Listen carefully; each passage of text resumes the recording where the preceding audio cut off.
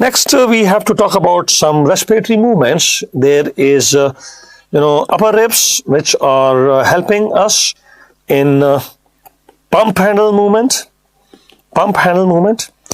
And if you are talking about the lower ribs, then they are helping us in bucket handle movement. Now, what is this bucket handle movement? See, respiratory movements, there are two types. One is called inspiration and the other is called expiration. So what about that? You have to understand that expiration is a passive process and it is due to elastic recoil of the lungs. Though you can use some muscles if you want forceful expiration, then muscles can be used. So telling that respiratory movement is inspiration, expiration, yes, and expiration is a passive movement due to elastic recoil of the lungs. But if you want to do forceful expiration, then you may use some muscles. Like which muscles? Anterior abdominal wall muscles. Like when? Like when you are doing coughing, or you are sneezing, or you are defecating, or you are urinating, or you are parturition also. Oh, giving birth to the baby. Yes, that time. What do? What is that? You have to contract the anterior abdominals. Why? To push the structures out. What structure? Whatever. Air out of the respiratory tube, or the fecal matter, urinary matter, or baby outside. Push it. So you mean to say we have to use the anterior abdominal wall muscles now? Yes, if you want forceful expiration, push the lung and air goes out. What about the inspiration? Inspiration, the chief muscle of inspiration is diaphragm. And how the diaphragm is helping in inspiration? Who is the other muscles of inspiration?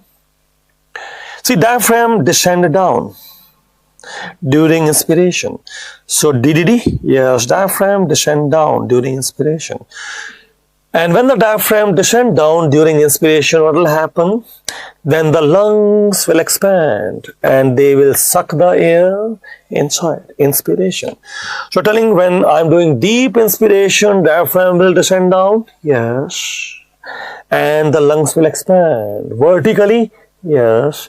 And they will be sucking the air inside inspiration, yes, that's the point. Let us look at diagram.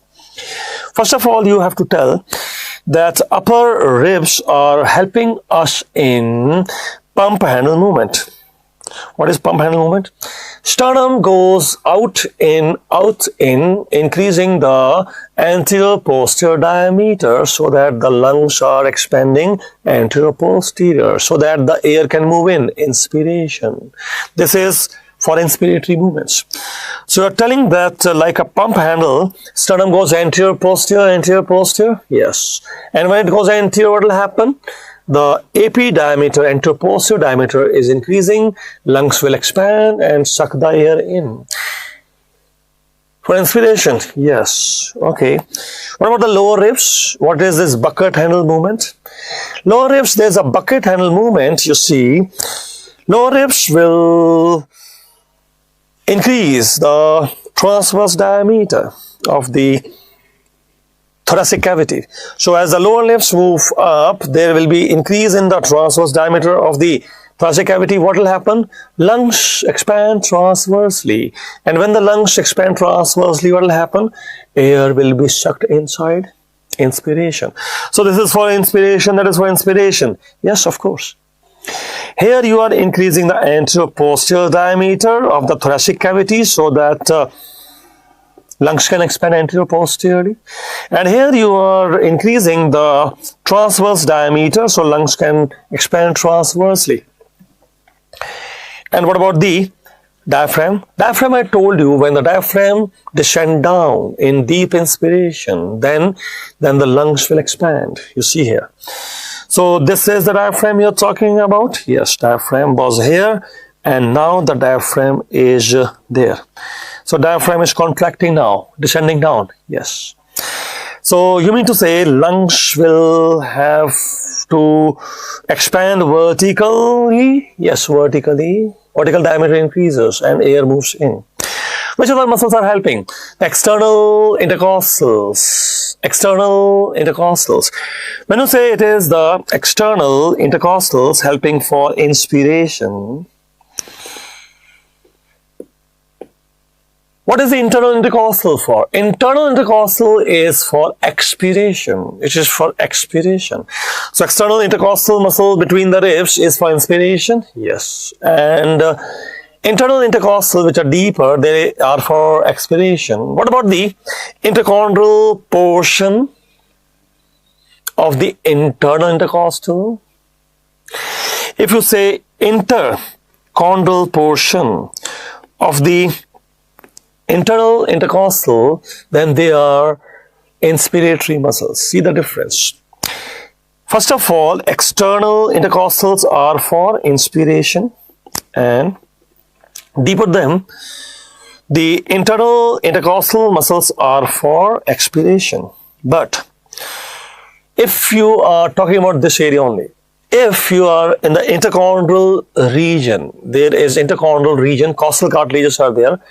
Interchondral portion of internal intercostal, interchondral portion of internal intercostal, though internal intercostal are expiratory muscle, but this is inspiratory. So you're telling that inspiration was done by two muscles. Yes.